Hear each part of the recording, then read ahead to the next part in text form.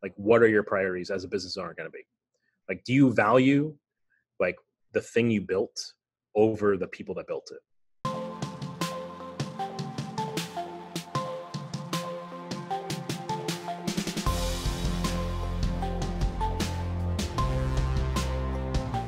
Can you tell everyone who you are and what you do?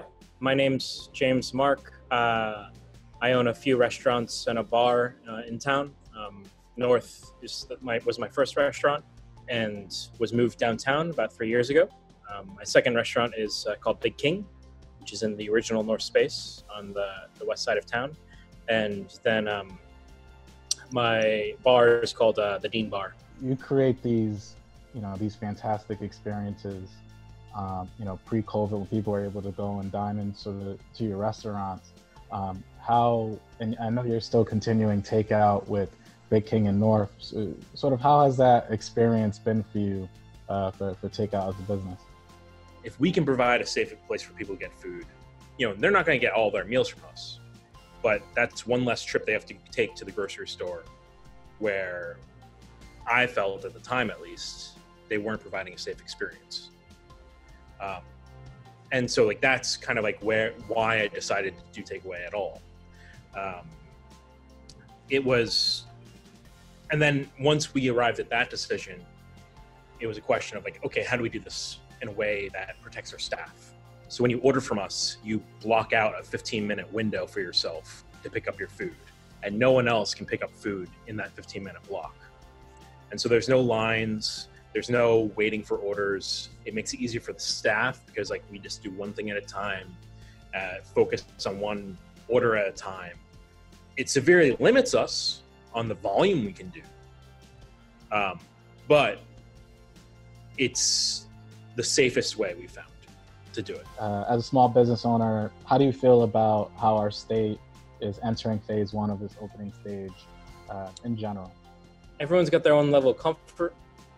I'm not opening my dining room anytime soon because I don't see a way of doing that safely for your staff. People send me links all the time of in Denmark, they're putting it on a wooden board and that passes it to the table. It's I'm not going to do that.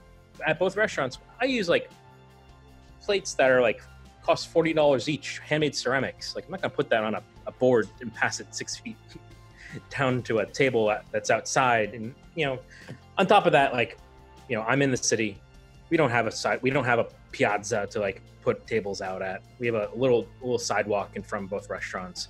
So it's what happens when someone's walking down the sidewalk, they cough on somebody, or they cough on one of your servers. It's you can't control for that. And so that's why we're gonna just keep doing takeaway for now. Even if it's not financially even viable for us. If you're gonna ask me to compromise the safety of my staff in order to save my business, it's no. Crazy.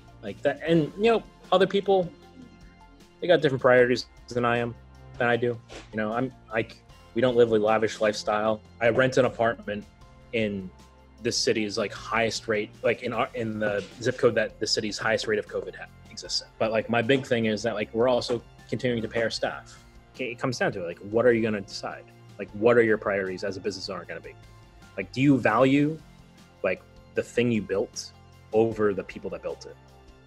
And that's really that's the crux of the question that you have to ask yourself. And for me, if the business fails and we go out of business, we go bankrupt, whatever, the people that built it will still be there because we made the decisions to protect them. And so it needs to be people over, everything.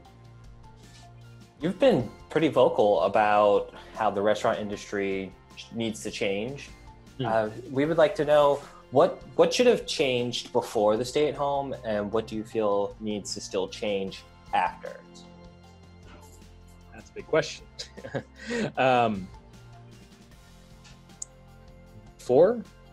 Well, I think at the end of the day, honestly, the public needs to pay more for food. And that's a very complicated question. That's a very complicated ask because hey, like I said, I made $26,000 last year. I know what it's like to live paycheck to paycheck. I made $10 an hour for 10 years, my first 10 years in this industry. coupled with the public needing to pay more, there needs to be higher wages. And the public needs to pay more in order for us to pay higher wages. So it's kind of cyclical a little bit. But at the end of the day, like, it's really about the continued wealth gap. It's the gutting of the middle class. That's the real issue. And that's broader than the restaurant industry. But the restaurant industry is the nexus of all those problems. They show up in the restaurant industry in every facet. Because we are a place of traditional blue-collar labor, of low wages, of what people consider unskilled labor, because socially we're used to paying certain prices for things,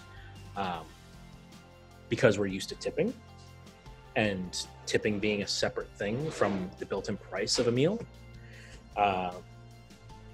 because we are used to 5 decades of factory farming and of not knowing where your meat comes from, not knowing where your fish comes from, not knowing where your vegetables are grown, and being used to the prices associated with those facts. And there's 1,000 arguments to be made about how to get there, but the ball at the center of it is always that prices need to be higher. And prices need to be higher before times, and they need to be higher now. One of the reasons why when I say I made $26,000 last year, that isn't because we weren't busy. We were very busy, but I refused to participate in some of these exploitative practices. And so, like, we buy fish and meat from people that we know, from vegetables from people we know. We pay our staff well. We pay health insurance, for a majority of them. All these like standard practices that in like any under industry where it's like, oh yeah, no, like I have an office job, I get health insurance, or if I have an office job, like I get a 401k. We don't provide a 401k yet. That's something I wanted to provide. But like all those things like are associated with industries that have built the cost of that into their product, and the restaurant industry never has, because it's always been viewed as a place of last resort. But the thing to remember is that 30 years ago they started shipping every union job and every middle class job, like manufacturing job, overseas, and that gutted our middle class. And the only jobs that we're left with now are service jobs. How can a community help you? North Big King, I guess maybe an opportunity to sort of plug where people can sort of find and order your delicious food, or just in general.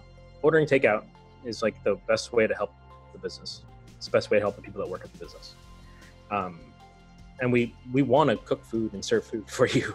And we do takeout every day Monday at both restaurants now. We have a full liquor program, beer, wine, spirits at North. We do sake here at Big King. They're all at liquor store pricing, which is like a big shift.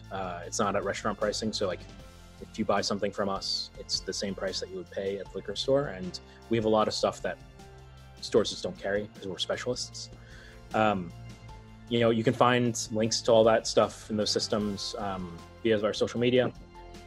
Food by North for North, both on Twitter, Instagram, and Big King PVD for Big King. And then the websites, which are foodbynorth.com and bigkingpvd.com. There's links to ordering and all that sort of thing. It's about supporting businesses that you believe in as the public. And we're one of them. We appreciate it. If not, hey, that's okay too.